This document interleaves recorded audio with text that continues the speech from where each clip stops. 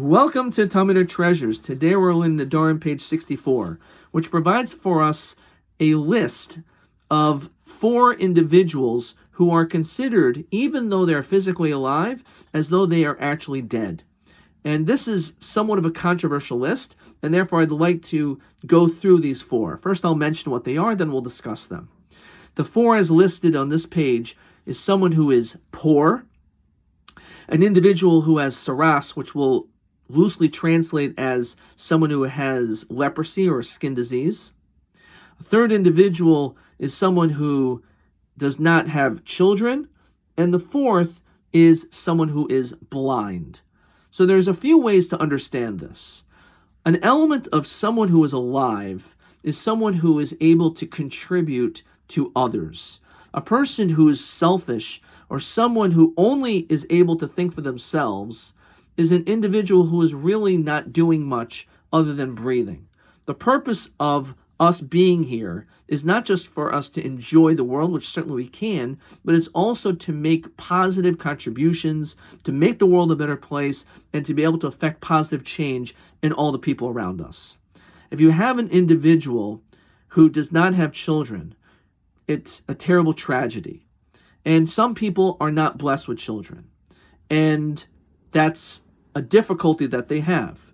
But a person could still, even without a child, accomplish what a biological parent accomplishes.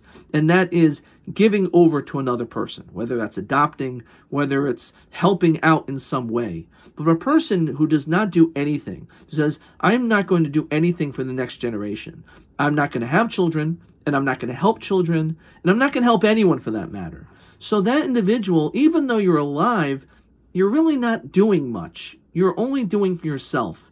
And therefore, since you're not making any positive contribution, the Talmud actually says it's choshev kames. It's like you're actually not even alive, because you're not here for the purpose of why you should be here. An individual who is poor certainly can contribute a tremendous amount. People who are poor have a lot of great things that they can do. But one thing they can't do is to be able to financially sustain another individual, because they are dependent on others. So just like a person who has died, they are unable to take care of their own remains. Every person, the wealthiest person who ever walked the face of this earth, still needs kindness at the moment that they die for someone to be able to do their funeral arrangements for them.